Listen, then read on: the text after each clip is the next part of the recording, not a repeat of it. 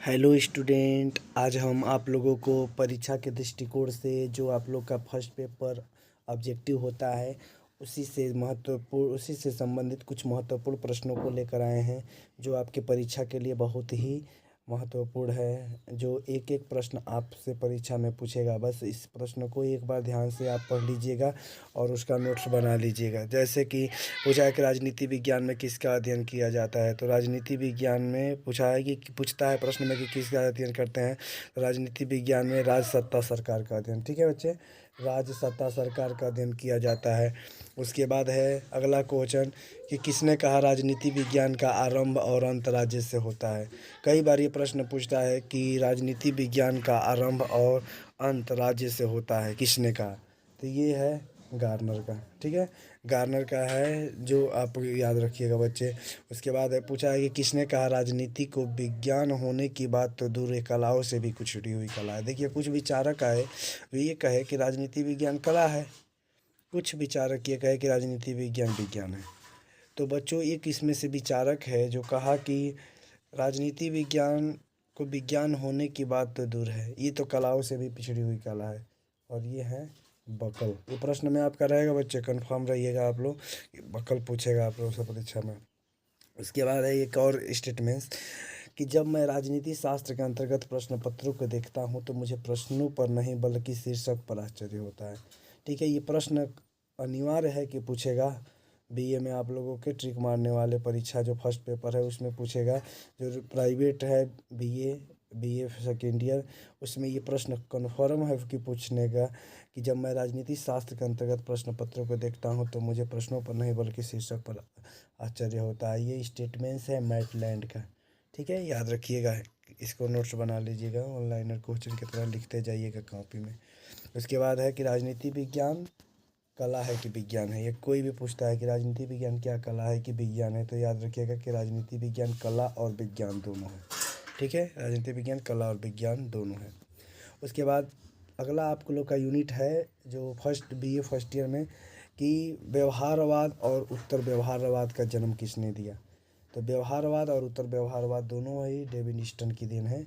आपसे ऑप्शन में रहेगा कि व्यवहारवाद और उत्तर व्यवहार, या व्यवहारवाद केवल पूछेगा या उत्तर व्यवहारवाद पूछ देगा कि ये किसने दिया, तो याद रखिएगा ये डेविड ईस्टन की देन है, ठीक है। उसके बाद पूछा है कि व्यवहारवाद राजनीति में किस प्रयास के लिए आया जाता है। पूछेगा आप लोग से प्रश्न में ये रहेगा कि व्यवहारवाद क्या प्रयास करने के लिए आया था। तो व्यवहारवाद जो है वो राजनीति शास्त्र को विज्ञान बनाने के लिए आया था, ठीक है। ये राजनीति शास्त्र को विज्ञान, ये द्वितीय विश्व युद्ध के बाद होता है। जैसे दुनिया में जब द्वितीय विश्व युद्ध होता है, द्वितीय विश्व युद्ध के समाप्ति के बाद ये राजनीति विज्ञान को विज्ञान बनाने का प्रयास से आता है। इसके बाद है अगला यूनिट आप लोगों का कि राज्य की उत्पत्ति का सिद्धांत, यानी राज्य की जो उत्पत्ति का सिद्धांत है, इसी के बारे में अगला यूनिट आप लोगों का है। तो देखिए बच्चों, राज्य की उत्पत्ति के 3 सिद्धांत हैं लगभग, मतलब हम लोग पढ़ते हैं, लेकिन उत्पत्ति का इतिहास एक बहुत सारे सिद्धांत हैं जिसमें से हम कुछ महत्वपूर्ण उत्पत्ति के सिद्धांत के बारे में बताएंगे। मतलब कि कहने का मतलब है कि इस राज्य जो है जिसका अध्ययन राजनीति शास्त्र करता है, इसका उत्पत्ति कैसे हुई, इस राज्य की उत्पत्ति कैसे हुई।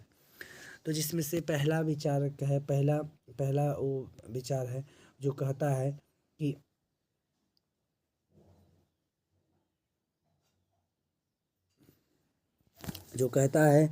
कि राज्य की उत्पत्ति के बारे में ये कहता है कि राज्य की उत्पत्ति जो है ये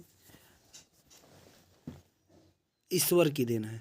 राज्य की उत्पत्ति ईश्वर की देन है और वो कहलाता है कि राज्य की उत्पत्ति का दैवीय सिद्धांत। जैसे यहाँ पर है ना, राज्य की उत्पत्ति का ये दैवीय सिद्धांत, दैवी के नाम से ही समझ में आ रहा है, दैवी मतलब ईश्वरीय।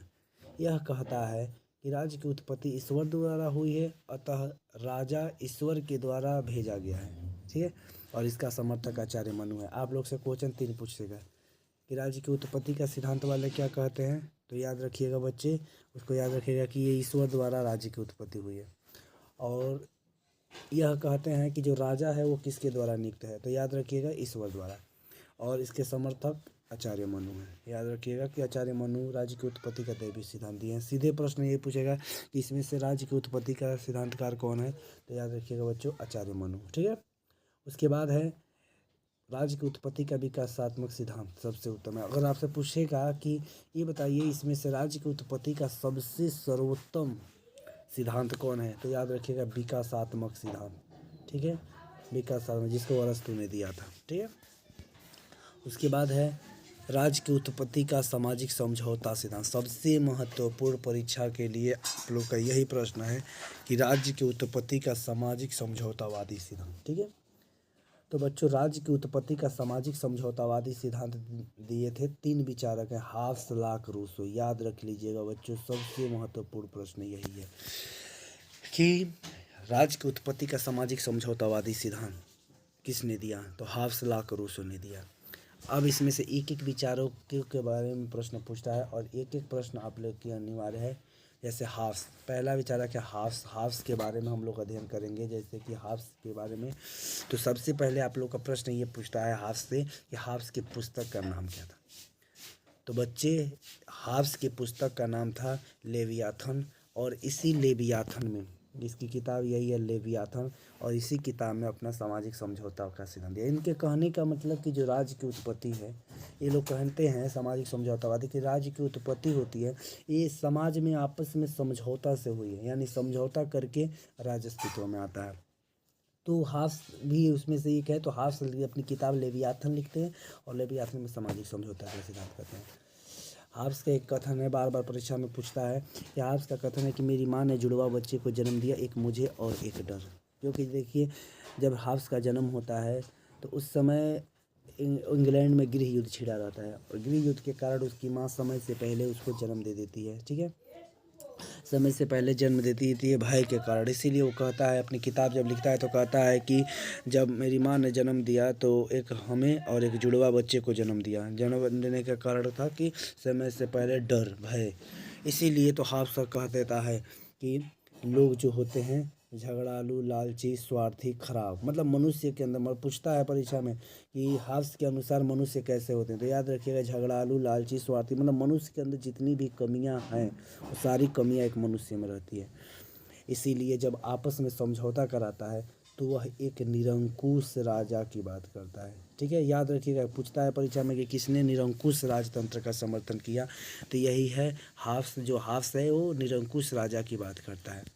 उसके बाद है दूसरा सामाजिक समझौतावादी विचारक जॉन लॉक। ठीक है, जॉन लॉक के बारे में अध्ययन करेंगे। जॉन लॉक, इनका भी जन्म इंग्लैंड में होता है, और इंग्लैंड में ये जन्म होता है, और ये लॉक अपनी पुस्तक शासन पर 2 निबंध, two treaty on civil government, ठीक है, शासन पर 2 निबंध, यही उसका पुस्तक का नाम है कि शासन पर 2 निबंध उसकी पुस्तक है, जिसमें उसने सामाजिक समझौता का सिद्धांत दिया था। ठीक है, लॉक ने अपनी इसी पुस्तक में सामाजिक समझौता का सिद्धांत प्रस्तुत किया था। लॉक 2 प्रकार के सामाजिक समझौता कराया था। ठीक है, 2 पूछता है कि कितना समझौता, तो 2 समझौता। लॉक ने मनुष्य को विवेकी, सहयोगी और नैतिक बताया। याद रखिएगा कि पूछेगा परीक्षा में कि लॉक के अनुसार मनुष्य कैसे थे, तो लॉक के अनुसार मनुष्य विवेकी, सहयोगी, नैतिक और साहसी, मतलब नैतिक बताया था। ठीक है, लॉक को उदारवाद का जनक भी कहा जाता है। लॉक को उदारवाद का जनक, ये परीक्षा में पूछेगा आप लोगों से कि उदारवाद का जनक कौन है, तो जॉन लॉक। ठीक है, लॉक ने 3 प्राकृतिक अधिकार, ये बहुत बहुत बहुत इम्पोर्टेंस प्रश्न है कि लॉक ने कितने प्राकृतिक अधिकार दिए थे। लॉक ने 3 प्रकार के प्राकृतिक अधिकार दिए, जीवन, स्वतंत्रता और संपत्ति का अधिकार। ठीक है, उसके बाद है रूसो, जे रूसो इसका पूरा नाम है। रूसो भी एक सामाजिक समझौतावादी विचारक है, सामाजिक समझौतावादी विचारक है। और रूसो का जन्म जनेवा मतलब जानते ही हैं, स्विट्जरलैंड में होता है इसका जन्म, परंतु नागरिक फ्रांस का था। इसीलिए प्रश्न हमेशा कंफ्यूजिंग रहता है। इससे सीधे एक प्रश्न ये पूछ लेता है कि रूसो कहाँ का था, तो बहुत लोग गलती से जनेवा मार देते हैं क्योंकि जन्म उसका जनेवा में होता है, लेकिन नहीं, वो नागरिक फ्रांस का था, इसीलिए उसे फ्रांसीसी कहा जाता है। रूसो की पुस्तक का नाम सोशल कॉन्ट्रैक्ट था, जिसमें सामाजिक समझौता का सिद्धांत दिया था। ठीक है, क्योंकि उसकी सोशल कॉन्ट्रैक्ट किताब का ही नाम था, और इसी में सामाजिक समझौता मनुष्य के बारे में रूसो कहता है कि एक उदात्त जंगली पशु के माना, मतलब कि जो पशु जो किसी से मतलब नहीं रखते हैं बहुत ही अच्छे होते हैं, वैसे पशुओं से तुलना किया मनुष्य का। जैसे मनुष्य में कहता है कि प्राकृतिक ने मनुष्य को पशु जैसा बनाया है, किसी के पास भेदभाव नहीं होता है, ठीक है। अर्थात मनुष्य एक पशु के समान होता है, इसमें न तो कोई अपना होता है न तेरे मेरे की भावना होती है, इसीलिए वो अर्थात पशु माना, ठीक है। रूसो ने निरंकुश प्रजातंत्र की बात किया। सीधे आपसे प्रश्न पूछेगा कि निरंकुश प्रजातंत्र का समर्थक कौन है, तो वही रूसो। रूसो के नारा है प्रकृति की ओर लौटो, क्योंकि वो प्रकृति ने बोलता था कि प्रकृति में सभी लोग समान होते हैं, इसीलिए उसने नारा दिया कि प्रकृति की ओर लौटो, ठीक है। उसके बाद समान इच्छा का सिद्धांत पूछता है परीक्षा में कि समान इच्छा का सिद्धांत किसने दिया, तो समान इच्छा के सिद्धांत रूसो ने दिया था, ठीक है।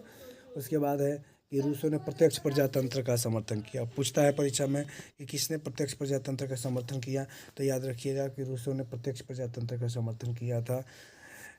इसी के साथ बच्चों हम अगला यूनिट से जल्द ही प्रश्न लाएंगे, इसीलिए आप लोग इसको बढ़िया से पढ़ लीजिएगा।